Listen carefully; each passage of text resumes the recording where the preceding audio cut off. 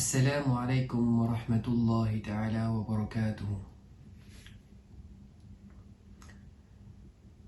أعوذ بالله من الشيطان الرجيم. بسم الله الرحمن الرحيم.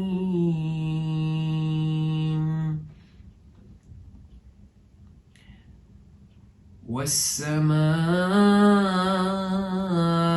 والطارق وما أدراك ما الطارق النجم الثاقب إن كل نفس لما عليها حافظ فلينظر الإنسان مما خلق من ماء دافق يخرج من بين الصلب والترائب إنه على رجعه لقادر يوم تبلى السرائر فما له من قوة ولا ناصر والسماء ذات الرجع والأرض ذات الصدع إنه لقول فصل وما هو بالهزل إنهم يكيدون كيدا وأكيد كيدا فمهل الكافرين أمهلهم رويدا صدق الله العظيم. أعوذ بالله من الشيطان الرجيم. بسم الله الرحمن الرحيم. الحمد لله حمدا كثيرا طيبا مباركا والصلاة والسلام على رسوله سيدنا ونبينا ومولانا محمد صلى الله عليه وسلم وعلى آله وأصحابه أجمعين. அளவற்ற அருளாளனும் நிகரற்ற ஏற்றமிகு பேர் அன்பும் கொண்ட ஏக வல்லவனாம் அல்லாஹ் ஒருவனை போற்றி புகழ்ந்து ஆரம்பம் செய்கின்றோம். அண்ணலும் பெருமானார் முஹம்மது நபி ஸல்லல்லாஹு அலைஹி வஸல்லம் அவர்கள் மீதும் அவர்களை பின்பற்றி ஒழுகிய உத்தம சத்திய சஹாபா பெருமக்கள் அனைவர்கள் மீதும் அவர்கள் மீதும் அல்லாஹ்வுடைய அன்பும் அருளும் நலமும் வளமும் என்றென்றும் முழுமையாக நிறையற்றுமாக என்று பிரார்த்தித்த வண்ணம் என் உரையை துவங்குகின்றேன். அன்பான ஜிடிஎம் நேயர்களே, ரமலான் மாதத்தினுடைய சிறப்பு வாய்ந்த இந்த மாதத்தின் ஒவ்வொரு நாளும் இந்த மாதத்தில் அல்லாஹுவால் இறக்கி அருளப்பட்ட அல் குர்ஆனுடைய சாராம்சங்களை, சில விளக்கங்களை, ஏதோ எனக்கு தெரிந்த என் அறிவுக்கு அல்லாஹ் வழங்கிய அந்த விளக்கங்களை உங்களுக்கு நான் ஒவ்வொரு நாளும் கொண்டு வந்து சேர்த்து கொண்டிருக்கின்றோம். பல கிதாபுகளிலிருந்து பல புத்தகங்களிலிருந்து அதை சேகரித்து கொண்டு வந்து மிக முக்கியமாக எதை நாம் தெரிந்து கொள்ள வேண்டுமோ அவைகளை மட்டுமே நாம் இங்கே உங்களுக்கு சொல்லிக் கொண்டிருக்கின்றோம். அதிலும் குறிப்பாக ஒவ்வொரு அத்தியாயத்தினுடைய விளக்கங்களையும் சொல்ல ஆரம்பிக்கும் பொழுது இரண்டொரு வசனங்களுக்குள்ளாகவே 20 நிமிடங்கள் ஓடிவிடுகின்றது. அந்தளவுக்கு குர்ஆனுடைய விளக்கங்கள் மிக விரிவாக இருக்கின்றது. அத்தனையும் கொண்டு வந்து சேர்ப்பது என்பது மிகவும் லேசாக இருந்தாலும் கூட மக்கள் அதை எந்த அளவுக்கு அதை நேசித்து அவர்கள் விரும்பி அதை கேட்டு அதற்கு பயன்படுகின்றார்கள் என்பது மிகவும் கவலைக்குரிய விஷயமாக இருக்கின்றது.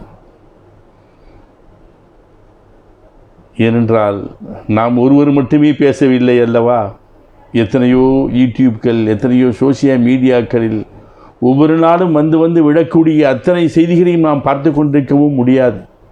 அதற்கே நமக்கு நாள் கணக்கில் தேவைப்படும். இல்லை என்று சொல்லவில்லை.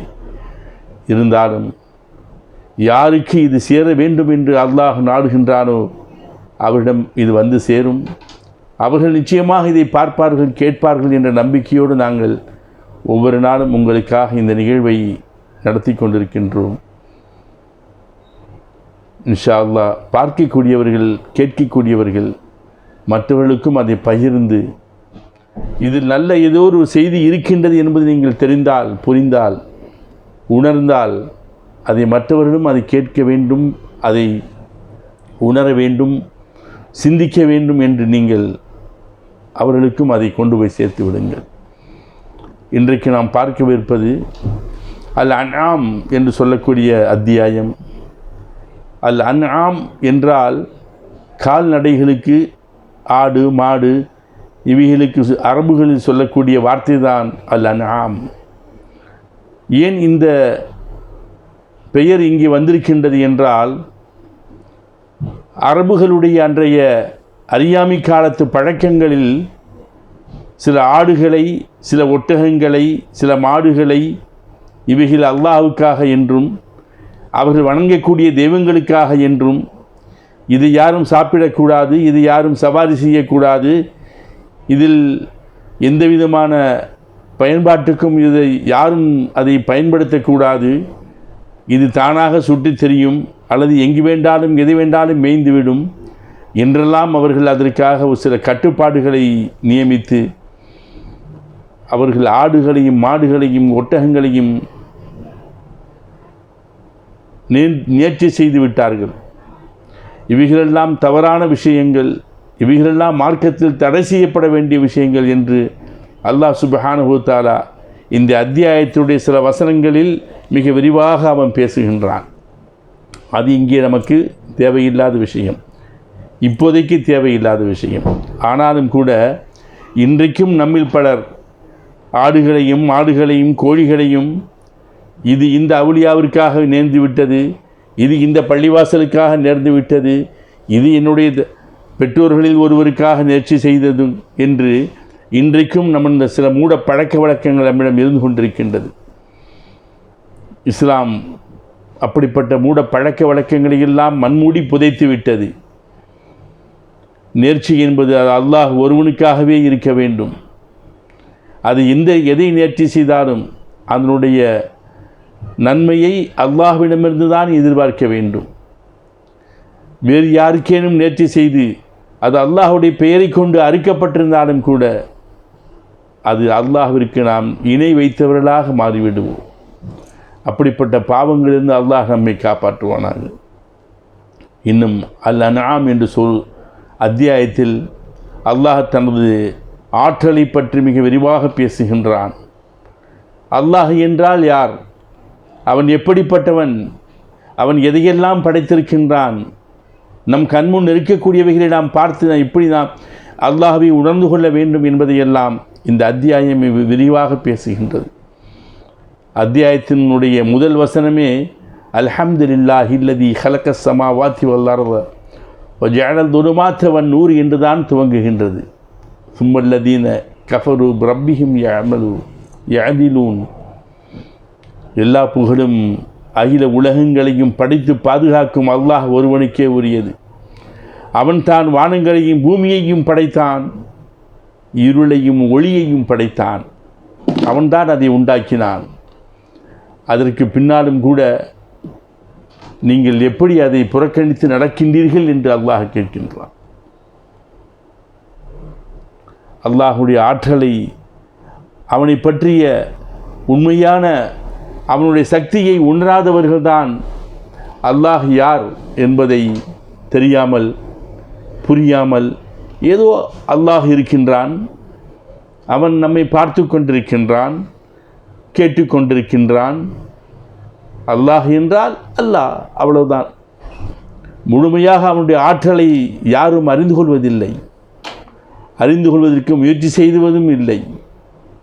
இவைகளெல்லாம் நீங்கள் தெரிந்தும் கூட நீங்கள் எப்படி மற்றவைகளை அல்லாஹ்விற்கு நீங்கள் சமமாக ஆக்குகின்றீர்கள் என்றுதான் இந்த வசனத்தில் அல்லாஹ் கேட்கின்றான். ஒன்று அல்லாஹ்வை பற்றி தெரிந்திருக்க வேண்டும், அல்லது நீங்கள் யாரை சமமாக ஆக்குகின்றீர்களோ அவர் அல்லாஹ்விற்கு சமமான சக்தி உள்ளவர்களாக இருக்க வேண்டும். அப்படி என்றால் நாம் இதை ஆக்குகின்றேன் என்ற எண்ணம், அந்த அறிவு நமக்கு இருக்க வேண்டும். அவைகள் இல்லாமல் அல்லாஹ்விற்கு சமமானவைகளையே அல்லாஹ் என்று நாம் கடவுள் என்று அல்லது அவனுக்கு இணையானவர்களாக நாம் கொண்டு வந்து சேர்த்தோம் என்றால் நிச்சயமாக அது நம்மை நரக படுகொலிக்கு கொண்டு சேர்த்துவிடும். அவன் சொல்கின்றான், நான் தான் உங்களை களிமண்ணிலிருந்து படைத்து பின்னர் உங்களுக்கான தவணைகளையும் நாம் ஏற்படுத்தினோம், இன்னொரு தவணையும் நாம் வைத்திருக்கின்றோம், அது உங்களது முடிவினால், நீங்கள் இறக்கக்கூடிய முடிவினால் அது ஒரு தவணை, அதற்கு பிறகு இந்த உலகம் முடியக்கூடிய ஒரு தவணை. அந்த தவணை முடிந்த பொழுது உங்களை கேள்வி கணக்கு கேட்பதற்காக நாம் இருக்கின்றோம். அப்படி இருந்தும் நீங்கள் சந்தேகப்படுகின்றீர்களே ஏன் என்று அல்லாஹ் நம்மிடம் கேட்கின்றான். வானங்களிலும் பூமியிலும் அவனையே வணக்கத்திற்குரிய அல்லாஹ், வேறு யாரும் இந்த உலகத்தில் வணங்குவதற்கு தகுதி இல்லாதவன் என்பதை அல்லாஹ் உறுதியாகவும் அவன் சொல்கின்றான். வேறு எந்த வேதங்களிலும் வேறு எந்த கடவுளிலும் இல்லை நான் தான் உங்களை படைத்தேன், களிமண்ணிலிருந்து படைக்கவில்லை, குரங்கிலிருந்து மனிதன் சற்று மாறி மாறி மாறி இன்றைக்கு மனிதனாக உங்களை படைத்து வைத்திருக்கின்றேன் என்று யாரேனும் எதிரேனும் சொல்லியிருக்கின்றார்களா? இல்லை என்னைத்தான் வணங்க வேண்டும், நான் தான் உங்களை படைத்தேன் என்று யாரேனும் எதிரேதும் பதிவு செய்து வைத்திருக்கின்றார்களா? இல்லை. நம்முடைய ரகசியத்தையும் ரகசியம் அல்லாத பகிரங்கமானவைகளையும் அறிந்து வைத்திருக்கின்றேன் என்று அல்லாஹ் சொல்கின்றான். அப்படி இருந்தும் எப்படி நீங்கள் அல்லாஹ்வை நீங்கள் மறுக்க முடியும்? இதைத்தான் இந்த அத்தியாயத்தினுடைய வசனம் முழுவதும் அல்லாஹ் சொல்லிக்கொண்டே போகின்றான், எச்சரிக்கையும் விடுக்கின்றான். நீங்கள் அப்படி மறுத்துவிட்டால், நீங்கள் இணை கற்பித்து விட்டால் அதனால் அல்லாஹ்விற்கு எந்த நஷ்டமும் இல்லை. நான் ஆற்றல் உடையவனாயிற்று, உங்களுக்கு முன்னால் எத்தனையோ சமுதாயத்தினரை நாம் இங்கு அளித்திருக்கின்றோம் என்பதை நீங்கள் பார்க்கவில்லையா? உங்களுக்கு செய்து தராத எத்தனையோ வசதிகள் எல்லாம் இந்த உலகத்தில் நாம் அவர்களுக்கு செய்து கொடுத்தோம். எந்த அளவுக்கு என்றால் தொடராக வானத்தை தொடர்ந்து மழை பெய்யக்கூடிய வாய்ப்புகளை அவர்களுக்கு ஏற்படுத்தி அவர்கள் வீடுகளுக்கு அருகிலேயே ஆறுகளை ஓடச் செய்தோம். அவருடைய பாவம் செய்த காரணத்தினால் அழித்து விட்டோம் என்று சொல்கின்றான். இதற்கு பின்னால் வேறு பல தலைமுறைகளை நாம் கொண்டு வந்தோம். அந்த தலைமுறைக்கு நாம் இந்த வேதத்தை கொண்டு வந்து கொடுத்தோம். நபிமார்களை அவருக்கு அனுப்பி எச்சரிக்கை செய்தோம். ஆனாலும் கலகக்காரர்களாக, இணை வைப்பாளர்களாக, பிடிவாதமான குணத்தோடு எங்களது வசனத்தை அவர்கள் புறக்கணித்தார்கள். அல்லாஹ்வுடைய ஒருமைத்துவத்திற்கும் அவனது கண்ணியமான தூதர்களுடைய உண்மைக்கும் சான்றான அடையாளமாக இருக்கக்கூடிய அத்தனை அற்புதங்களையும் அவர்கள் மறுத்தார்கள். அல்லாஹ்வுடைய வசனங்களை பற்றி சிந்திக்கவோ அக்கறை கொள்ளவோ அவர்கள் மறுத்துவிட்ட காரணத்தினாலே நாங்கள் அவர்களை அழித்து விட்டோம் என்று அல்லாஹ் இந்த அல்-அன்ஆம் வசனத்திலே அத்தியாயத்திலே பதிவு செய்கின்றான். உண்மை உங்களிடம் வந்தபோது நீங்கள் நிராகரித்து விட்டீர்கள். அதனுடைய பலன் நிச்சயமாக உங்களை நோக்கி வரும் என்று அல்லாஹ் சொல்கின்றான். உண்மையில் அல்லாஹ்வை மறுக்கக்கூடியவர்கள் யாரேனும் இருக்க முடியுமா? அவனுடைய ஆற்றலை குறைத்து மதிப்பிடக்கூடியவர்கள் யாரேனும் இருக்க முடியுமா? நமக்கு வழங்காத எத்தனையோ பவர்ஃபுல்லான வாழ்க்கையையும் பவர்ஃபுல்லான சக்தியையும் அவர்களுக்கு அல்லாஹ் நமக்கு முன்னால் வாழ்ந்த தலைமுறைக்கு கொடுத்திருந்தோம் என்று சொல்கின்றான். அவர்களுக்கு நம்மை விட அதிகமான செல்வங்கள் இருந்தது, குழந்தைகள் இருந்தார்கள், இதைவிட பெரும் பெரும் கட்டிடங்கள் எல்லாம் இருந்தன, தாராளமான வாழ்வாதாரம் இருந்தது, செல்வங்கள் இருந்தது. அப்படி இருந்தும் கூட அவர்கள் அல்லாஹ்வை மறுத்தார்கள், அல்லாஹ் இல்லை என்று சொன்னார்கள். அல்லது அல்லாஹ்வுக்கு இணை கற்பித்தார்கள். அப்படிப்பட்டவர்களெல்லாம் நாம் அழித்து விட்டோம் என்று சொல்கின்றான் அல்லாஹ். தூதர்களை அவர்கள் கொலை செய்தார்கள், தூதரிலே இல்லை என்று மறுத்தார்கள். உங்களுக்கு முன்னோர்கள் அழிக்கப்பட்டதைப் போல நீங்களும் அழிக்கப்பட வேண்டும் என்று நீங்கள் விரும்புகின்றீர்களா? உங்களுக்கும் இதே முடிவு ஏற்படக்கூடும் என்பதை குறித்து நீங்கள் எச்சரிக்கையாக இருங்கள். ஏனென்றால் அல்லாஹ் ஒரு வார்த்தையை சொல்கின்றான், எனக்கு மிகவும் பிடித்தமாக இருந்தது. அது அல்லாஹ் சொல்கின்றான், உங்களுக்கு முன்னால் வாழ்ந்த சமுதாயம் உங்களை விட எனக்கு அன்பானவர்கள், அவர்களை விட நீங்கள் அன்பானவர்கள் இல்லை. உங்களை விட எனக்கு அன்பானவர்கள் இருந்தார்கள், அவர்களையும் நாம் அழித்து விட்டோம் நமக்கு மாறு செய்தன் காரணத்தினாலே. ஆனால் நீங்கள் எதிர்த்த இந்த தூதர் இருக்கின்றார் அல்லவா, முஹம்மது நபி ஸல்லல்லாஹு அலைஹி வஸல்லம், அவர் நமக்கு பிடித்தமானவர், அவர் நமக்கு அன்பானவர், அதனால் உங்களை விட்டு வைத்திருக்கின்றோம் என்று அல்லாஹ் சொல்கின்றார். மாஷா அல்லாஹ், அல்லாஹு அக்பர். அல்லாஹுக்கு பிடித்தமான தூதர் நமக்கு நபியாக கிடைத்திருப்பதனால் நாமெல்லாம் இன்றைக்கு தப்பித்து நிற்கின்றோம். இல்லை என்றால் இன்றைக்கு நடக்கக்கூடிய உலக அநியாயங்களுக்கும் உலகத்தில் நடக்கக்கூடிய இறை மறுப்புகளுக்கும் அல்லாஹ் இன்னும் பார்த்து கொண்டிருக்க மாட்டான். நிச்சயமாக அந்த சமுதாயத்தை, நம்முடைய சமுதாயத்தை அழித்திருப்பான். அல்லாஹுவை ஈமான் கொண்டவர்களுக்கு அல்லாஹ் தனித்துவமான சில அறிவை தருகின்றான். ஏன் நாம் அல்லாஹுவை ஏற்றுக்கொள்கின்றோம்? அல்லாஹ் ஒருவன் தான் என்று, லா இலாஹ இல்லல்லாஹ், அல்லாஹ் ஒருவனை தவிர வேறு யாரும் இல்லை, வணங்குவதற்கு தகுதியானவன் ஒருவன் தான்.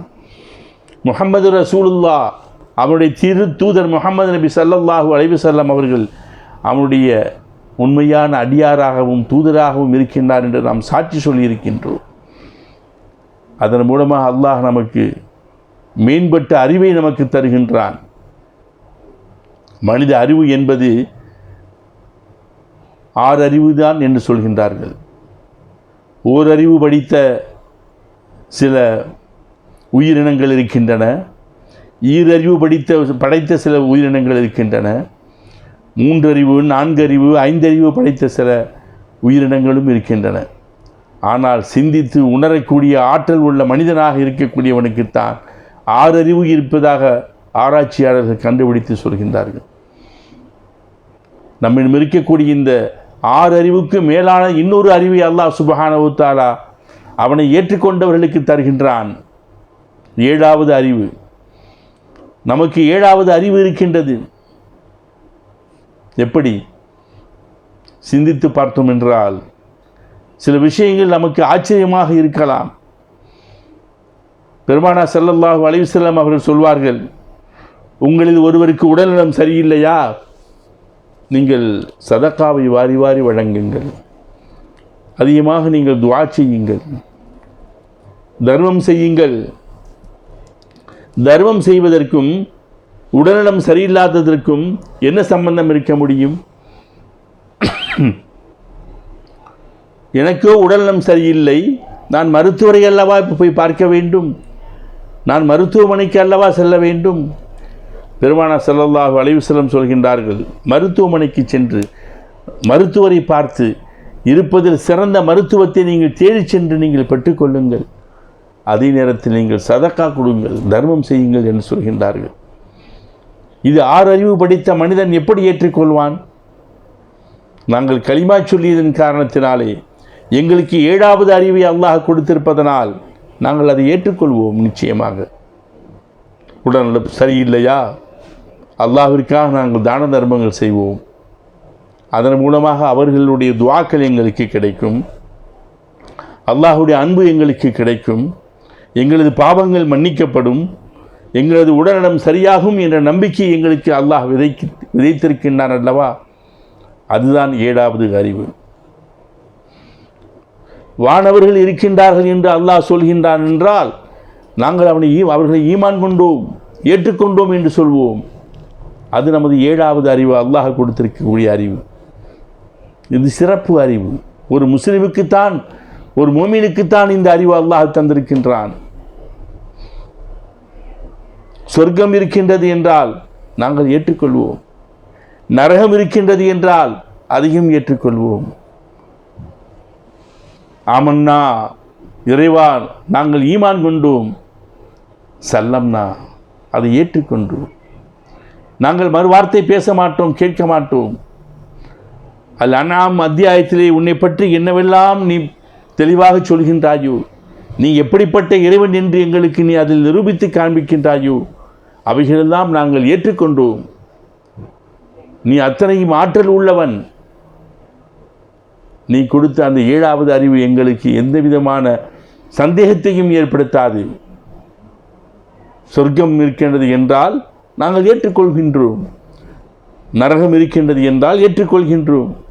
கியாமத்துடைய நாள் வரும், இந்த உலகம் ஒரு நாள் அழியும், கேள்வி கணக்கில் கேட்கப்படும் என்று நீ சொன்னால், உனது நபியின் வார்த்தைகள் இருந்தால் அதையும் நாங்கள் ஏற்றுக்கொள்வோம்.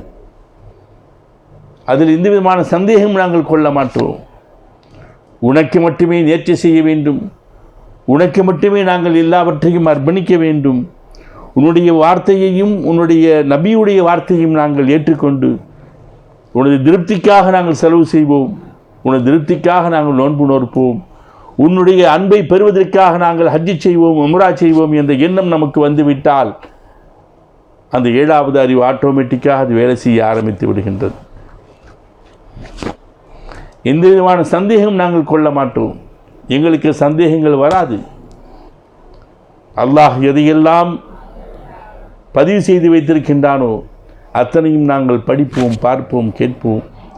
எதையெல்லாம் செய்யக்கூடாது என்று எங்களை தடுத்திருக்கின்றானோ அவைகளை நாங்கள் தடுத்துக் கொள்வோம். எங்களது வாழ்வில் நாங்கள் அதை ஒருபோதும் நாங்கள் அதை நடைமுறைப்படுத்த மாட்டோம். எதை ஹலால் என்று சொல்லியிருக்கின்றானோ அதை நாங்கள் ஏற்று நடப்போம் என்பதுதான் அல் அன்ஆம் அத்தியாயத்தினுடைய மிக முக்கியமான ஒரு சாராம்சமாக, சுருக்கமாக இருந்து கொண்டிருக்கின்றது. அன்பானவர்களே, நேரம் கிடைக்கும் பொழுது குர்ஆனை எடுத்து படியுங்கள்.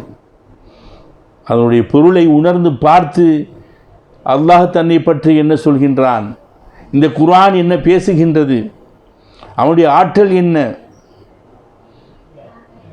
என்பதை நாம் அறிந்து சிந்தித்து உணர்ந்து கொள்ள வேண்டும். நமக்கு கொடுத்த 7வது அறிவை நாம் பயன்படுத்த வேண்டும். 7வது அறிவை பயன்படுத்தினோம் என்றால் நிச்சயமாக நாம் உணர்ந்தவைகளை மற்றவர்களுக்கு நாம் கொண்டு போய் சேர்ப்போம். நபிமார்கள் இன்றைக்கு இல்லை. நபிமார்களுக்கு பதிலாக இந்த சமுதாயத்திலிருந்து ஒரு பிரிவினர் நன்மையை ஏவி தீமைகளை தடுக்கக்கூடியவர்களாக இருக்க வேண்டும் என்றும் அல்லாஹ் அருள்மறையில் வலியுறுத்துகின்றான். இது ஒரு அருமையான ஒரு சிறந்த ஒரு மாதம். இந்த மாதத்தில் சிறப்பான அமல்கள், சிறப்பான செயல்கள் மூலமாக நமது பதவிகளை நாம் உயர்த்தி கொள்ள வேண்டும். அல்லாஹ் நமக்கு கொடுத்திருக்கக்கூடிய அறிவை நாம் பயன்படுத்தி கொள்ள வேண்டும். நமக்கு தெரிந்தவைகளை மற்றவர்களுக்கு நாம் கொண்டு போய் சேர்க்க வேண்டும். குர்ஆனை ஓத வேண்டும், நன்மைகளை அடைய வேண்டும் என்ற நல்ல நன்னோக்கத்தோடு இந்த மாதத்தை முழுமையாக நாம் அடைய பெற்று முழுமையாக குர்ஆனை வாசித்து உணர்ந்து நோன்புகளை நோற்று இரவு வணக்கங்கள் புரிந்து அல்லாஹுடைய அருளை நாம் பெற்றுக்கொள்வதற்கு எனக்கும் உங்களுக்கும் அல்லாஹ் தௌஃபீக் செய்வானாக என்று பிரார்த்தனை செய்த வண்ணமாக விடைபெறுகின்றேன். வாஹிர் தஅவானா அனில் ஹம்துலில்லாஹி ரப்பில் ஆலமீன். அஸ்ஸலாமு அலைக்கும் வரஹ்மத்துல்லாஹி தஆலா வபரகாத்துஹு.